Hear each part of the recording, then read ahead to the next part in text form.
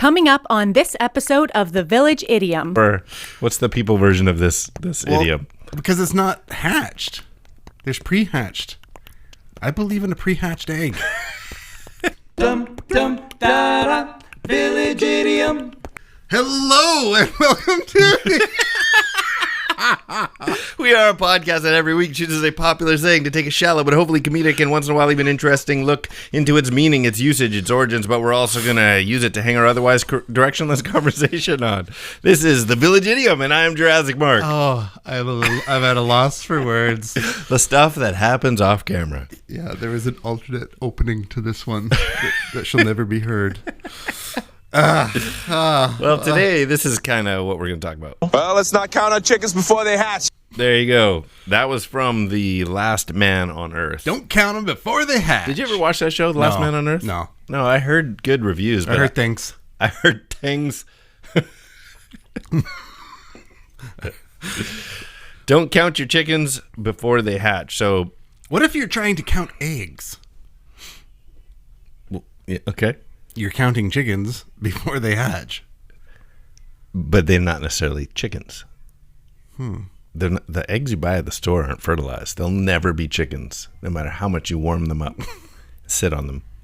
So what about if I'm in like a farm situation and I'm just counting, okay, we got 10 eggs today. Well, we're going to get into it in origins, but they might not all turn into chickens. That's the whole point of it. So the definition is you shouldn't get your hopes up. It has the shouldn't make capacity. plans based on assumptions because it could lead to disappointment. Well, fair enough. I could appreciate that not everyone turns into a chicken, but it has the capacity to become a chicken. No, not all eggs have. Well, it's not like it's going to become a duck or an elephant. If Yeah, anything, but it's not gonna be all eggs. They have to be fertilized. So an unfertilized egg has no understand capacity cycles to of be a things. chicken. And the number of Fair enough. fertilized eggs that don't make it to chickenhood is not 100%. So don't count your chickens. Actually, you can count your chickens. Don't count your eggs. Like, you can count all the chickens in the farmyard. But until they hatch, you don't know what it is, or if it's. But they're not chickens unless they've hatched. It's just a stupid idiom. No, I don't know, because this went like deeper than I thought it was going to, because I was thinking of I immediately go to like reproductive people-y type things. Reproductive people. Yeah, and so there's unfertilized people, but then there's people, and even though it's not hatched, it's still a people. Yeah, but whittle it down to her eggs. Right. It's never going to be a person. Her eggs is not a people. Right. I'm agreeing with you. So don't We're count on her, the same page. Don't count her eggs before they're born. I don't know. Fertilized? Don't count your children before. What's the people version of this idiom? Because it's not hatched. There's pre-hatched. I believe in a pre-hatched egg. is in poultry land. That's what I'm saying. Which came first, the chicken or the egg? You got to go with the chicken. You do have to go with the chicken. Yeah. Whether you believe in creation or evolution, I think it has to be the chicken. You kind of need a chicken. Yeah. To produce the. I know. I appreciate the argument, but yeah, this is the beauty. Anyway. This is the beauty of a creationist worldview. Is I can just jump straight to chicken and just put my feet up and be done. You could do that no matter where you land, because how can evolution bring you to an egg first? This doesn't make sense. I'm just gonna go creation, put my feet up. Good. Boom. God made chickens. Done. Just don't count them before they hatch. So that's today's idiom. Don't count your chickens before they hatch. And this is from... Hey, don't count your chickens, Buster. This is another one of those classic ones. We've had many idioms where you don't even have to say the whole thing anymore. Don't count your chickens. Don't count your chickens, buddy. Like, everybody knows what you mean. Now, that's one of those things, whereas if you just translated this into another language, or if you were talking to someone from another country and you're like, oh, we have and they're reading maybe a novel, or they're watching, that was a clip from American Pie 2. They're watching that and they're like, don't count your chickens. Like, where did that come from? Right. What is that supposed That's to the mean? beauty of an idiom, is that it doesn't mean what it means. But it's not even complete. So it's like, Don't count your well, chickens. you'd have to go, well, it actually came from this. And I'm it hoping shortened to for this. us to get a guest on he was born in the Ukraine. And we got chitty chatting. Ukraine, not the Ukraine. Sorry, I'm savage. It's Ukraine. He's born in Ukraine. Yeah. And I actually didn't know that. I know who you're talking about. I didn't. I thought he was born in the motherland, which could be Ukraine. And so I was explaining idioms, like which he uses, because he's fluent in like 7 or 8 languages. And I said, "You got any good Russian ones?" He's like, "Cold feet don't tell the truth." You sound just like him. I'm like, I can't. what does that mean? Yeah. And so, anyways, he got explaining about what it means this, and then I looked it up, and it means something different. And he was like, "What?" And so, even idiomatic, alternate language, we got to get him on. We should. That'd be great. Well, we've actually talked about dipping our toes into foreign idioms, and so that'd be a great way to do it. Is actually bring in. You're talking about our friend Al. Yeah. Bring him in, and so people can hear that you weren't stereotypically using an accent. That this is how he talks. This is how he talks. Yeah. That's a great idea. Talk to him. Yeah. Anyways, but we won't rely on him yet until he's here. Good idea. We don't want to count our chickens before they hatch. Well, you want to get into it? Yeah. Let's do it. I said some words. Where'd they go? Where'd they go? No one can know. I turned around and looked behind. Those words came from another mind. Origin.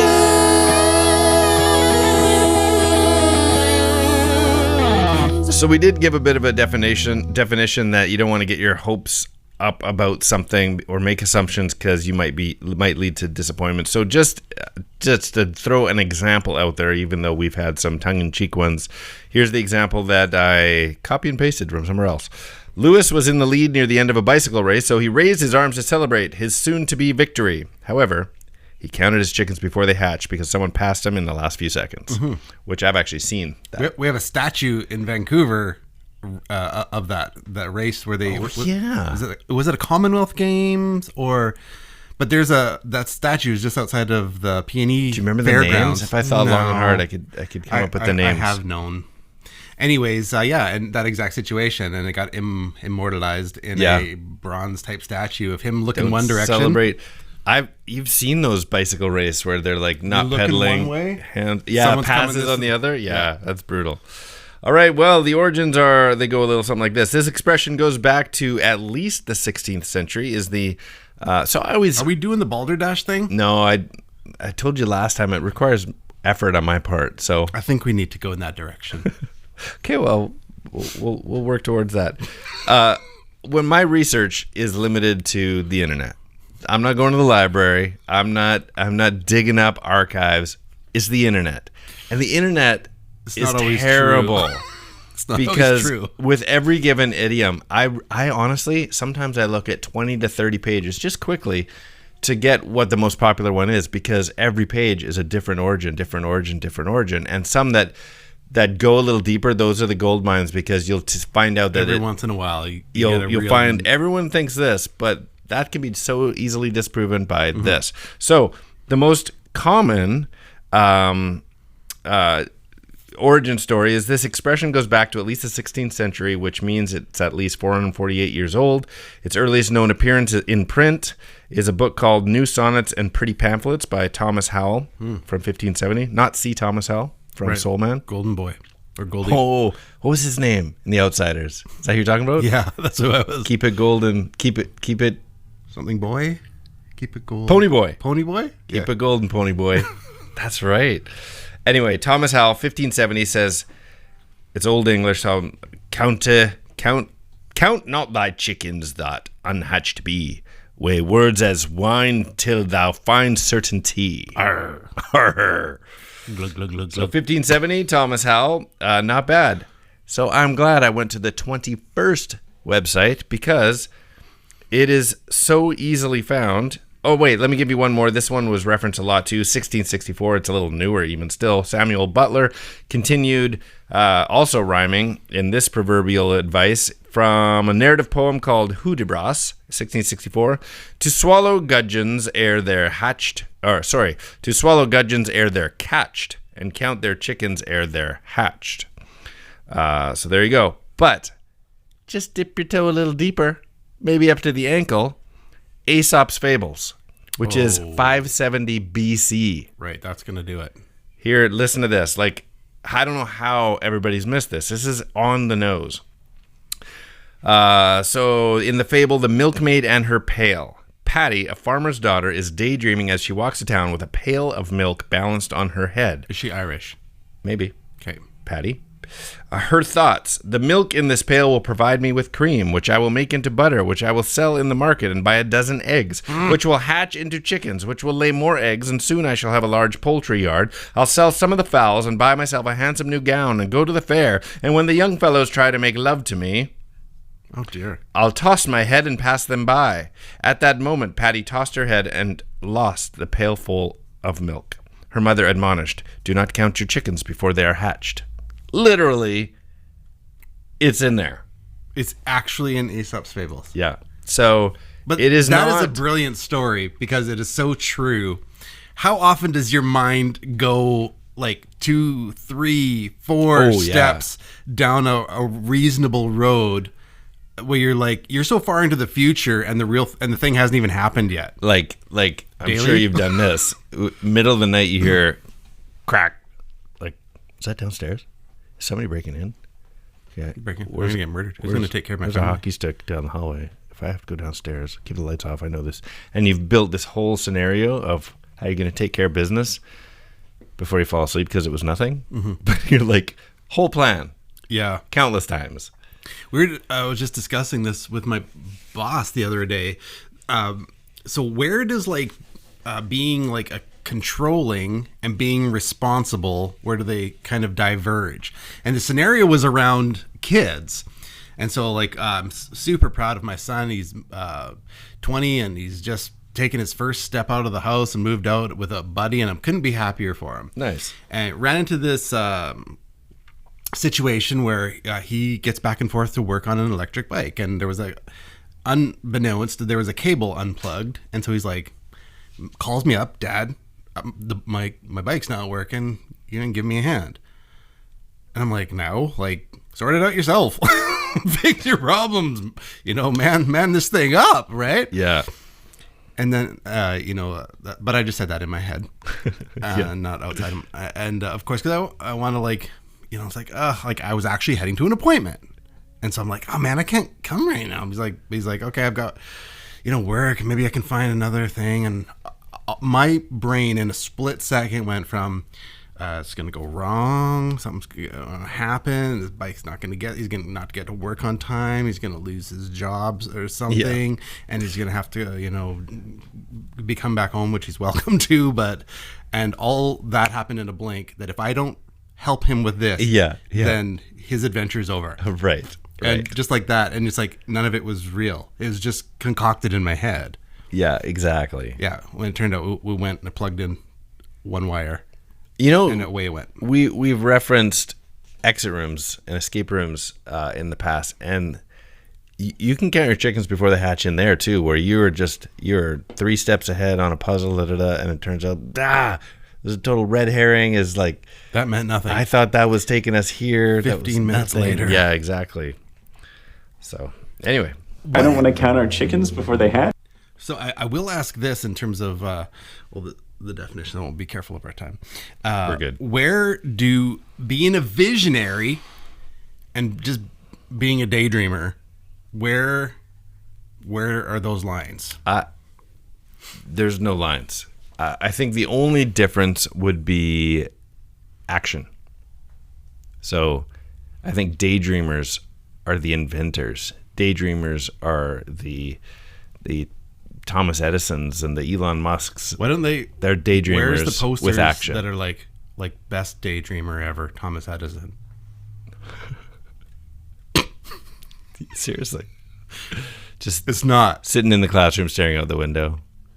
I think it's that creative brain that you can't shut it off is daydreaming. So you would rank a Thomas Edison super close to the guy who just talks a lot about things.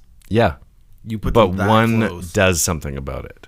But he could have been a Thomas Edison. Yeah, so I'm the opposite of Thomas Edison. I come up with ideas all the time. I never follow through with them.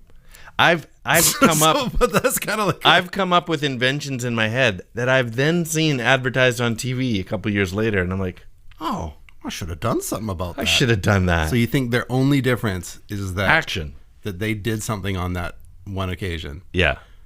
So if that's the case, Or what would prevent you from doing like just sometimes one of a little them? bit of knowledge or education helps take a brainstorming idea, because you can have an amazing idea and just go, well, I don't know what to do with that.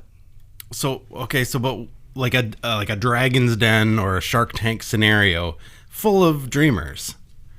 See, but the difference there is you've never seen anyone go into the Dragon's Den. I got this idea. They always have a prototype or a tested product. Like I'd love to see my whole family's. I'd love to see that fortune show. into this. I want to see that show where you I've just walk mortgaged in. my I house haven't done to the anything, hilt. but I got this idea. What do you think? Yeah, well, if it's not patented or whatever, they're just going to scoop it up and take it and do something with Well, it. don't they do that anyway? No, one of the questions they ask is like, if do you have the rights to this? And That's true. yeah. Yeah. Yes, I don't know that. Like, I hear what you're saying. I don't know that they're that close. Like, that's a good I just idea. told you they were. Well, it said it on the internet that it is, and so it must be That's true. my opinion, is that the creative brain without action is the Bart Simpson, and the creative brain with action is Thomas Edison. I thought you might stay in the same genre and do like a Smithers or Mr. Burns or something. Maybe the Flavin scientist guy. I don't know his name, but he always says Flavin. I'm not familiar with it, but The one rocket scientist inventor guy in the show. well, I guess Did you just turn your flashlight on No. just to see the time on the... my eyesight isn't as good as it used to be. We're getting way off topic here, but back to escape rooms. When we did our escape room on Valentine's Day, the whole scenario, the four of us were handcuffed in different parts of the room. And go. First thing is read the sign on the wall. The only one that can read it, or the only one that's close enough in this very dimly lit room, is you. You got no glasses. I had no glasses. I got So bad eyesight. with your teeth, you pull the thumbtack out of the wall and pass the whole picture. We're lucky it was just thumbtacked to the wall. If it had been framed if and it was mounted. in a frame, we'd have still been there. Because there was no getting past. It's like, of course, the guy with the bad eyesight chooses. So in that scenario, when we walk into that room going, we're gonna slay, we're gonna set a record, that would have been counting the chickens before they've hatched, because we're still handcuffed to the wall. Our goal is not to complete the room. That's a foregone conclusion. Yeah, it's that been we a while will- since we failed. Yeah, it's been a long go around. So we 95% of the time. So we're trying to get on the leaderboard. That's right. Yeah. Yeah. And we That's missed our it. We goal. missed it by 4 seconds. Yeah, that was Probably disappointing. because of that. Yeah, well, whatever. Thanks. Don't count your chickens before they hatch. There you go. That's it. That's Aesop's Fables. That is the Speaking extent of of the origin. chickens. Is one of his fantastic fables. I What makes I a like story a fable? The Aesop did it. Like, why fable? I always thought fable meant it included animals, but that didn't. Farm to Table. Shut up.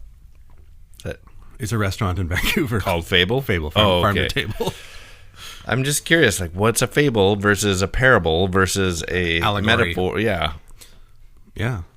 I don't know. I'm I stupid. was hoping you'd have an answer here. No, All right. I don't know. I'm just a dreamer, but I'm not the only one. Daydreamer. So, speaking of chicken, we got a couple things. I want to give a shout out to our sponsors. Oh man, I think we dropped the ball last week. So Okay, so go we'll for it. do a double. Say it twice. Say, of course, we love our HelloFresh. And so making sure that if you reach out to us, we will get you, if you haven't got a meal plan through them before and you want a free out of like the box, we'll cover your first week. Send us a message to our social media accounts and we will hook you up with free meals via the HelloFresh. You'll love it. Yeah. You will love it. Dinner solved. Comes in pre-measured. So the ingredients simple. are pre-measured. We've had our kids make dinner. Our kids gourmet. Our kids make gourmet dinners. Last night we had Moroccan chicken. Amazing. Yeah, it was fantastic. That's awesome. Yeah, and I had some sort of made by my 14-year-old daughter. And Greek meatball stew last night. amazing. So It love really the is. HelloFresh. And in the second chicken vein of the unhealthy fashion, they just put a Popeyes beside my work. Really? Where? Right, 108, up- where, oh, Quiz, yeah, where, yeah. where Quiznos was. Oh, okay. There's a Popeyes. No way. Yes way. And so, it's been there for like a month, and another coworker said, "Oh, is it any good?" And I said, "Well, I know the first 6 times it is, because I've been there at least once a week eating that chicken sandwich." Oh man, It's been. How did they do it? I think the last time I went to a Popeyes was with you before we go to a concert. comedy or a Oh concert. yeah, Or a, we went and saw. oh yeah, it was comedy. The It was Canadian. a Canadian. Yeah, What's his face? Brian Mercer, Mercer. Rick. Rick Mercer, the Mercer Report guy. Yeah, Rick Mercer. Yeah, Yeah, and we and hit a friends. Popeyes, Yeah. and it was packed. Like it was late in the evening, and it was lineups. It's good. Don't count your chickens. Unless you're Popeyes. Unless you're You should Popeyes. be counting your chickens. That's money and inventory. Exactly. So anyways, yeah, that's the extent of that. Well, we're kind of heading into the home stretch of things, counting our chickens. We might as well do what we do best then, and that is play Riddlink. Let's do it. Riddlink is a game that we like to play that is a 2-part trivia-based question that requires a 2-part but overlapping answer, overlapping by sound, syllable, or word. So, for example, last week, episode 111 was on the same page was the idiom last week, and we left you with this Riddlink. The book-themed idiom that means to agree with someone is like a book you can't stop reading. Did you figure this one out? Mm-mm. So the idiom that week was on the same page, and a book you can't put down is a page turner. So on the same page turner. That's good. Yeah. You're clever. Thanks, man. I try hard. You do. You succeed. You must be an inventor. I'm more of a Thomas Simpson. Somewhere in the middle. There we go. Well, I've got a couple. Bart Edison. Nice. I'll take it. Here we go. I'll get started, then you can come in with yours. Sounds good. Village Idiom children, see if you can beat Mark here. You ready? Yep. They make the best chicken sandwiches. From Stanley Kubrick's mystery psychological drama. What? So Popeyes. I can only think of like Clockwork Orange. Eyes and eyes. I'm doing motions here. I'm making my eyes. Eyes wide shut. Yes. Popeyes wide shut. Popeye's wide shot. Did you beat him there? Whew. Let's see. Let's get this down. Okay, let me give you one. Beat me. In total agreement, but letting someone. Oh, that's last week's. Oh no, did I not write? I didn't write any. Well, you're not going to beat me then. Okay, I could think of one, but you'll have to give me another one. Okay. Well, I'll give you one more, and then you can save your Man, I don't know made if I up can one. come up with one that quick though. You can make up one and think about one that I'm giving you at the same time. That's awesome. Yeah, I'm in. And I'm gonna. Okay.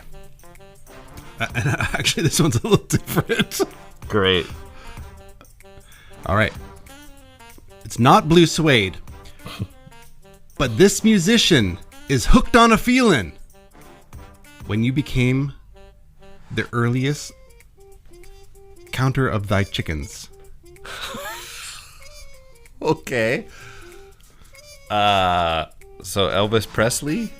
Hooked on a feeling. Not blue suede. Oh man. Do you remember who wrote one of the early writers, not Aesop's Fable, but our earliest writer? Of this? Yeah. And it's not C. It's not Ponyboy. Right. Thomas Howell. But what's the first part of this? I'm hooked on a feeling. It's not blue suede. What? Your brain is drawn in too many directions right now. I know you would normally jump all over this. Blue suede shoes is Elvis Presley. It's not Blue Suede. I know. So The song, I'm Hooked on a Feeling.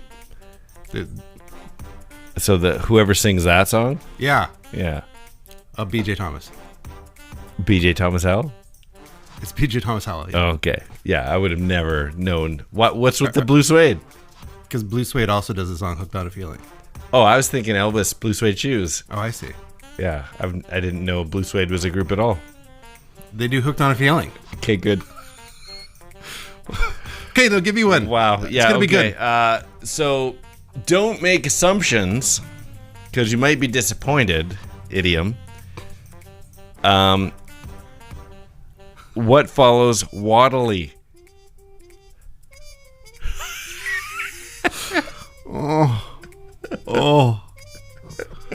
Oh, do you hear that? That's the sound of disappointment. Yeah. Oh, there it is. I'm so sorry. I don't know what happened. I don't know if I didn't save my page or if I just never And got that around to it. is 3 minutes you're never going to get back. It was more like 5.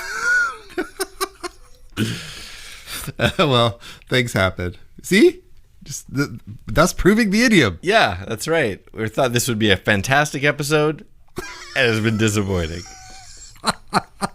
There's so many things in life that's like, this is going to be awesome. Let down. We shouldn't have counted our eggs before they became chickens. Oh, well. It's just fun hanging out anyway. Of Well, course. hope you've had a great drive to work and enjoyed your exercise today or whatever you were doing while you were listening to this podcast. Exactly. I'm Skinny, I am Jurassic Omelets Mark. and these are the Village Idioms. Don't count your chickens before they hatch. That's 3 minutes gone.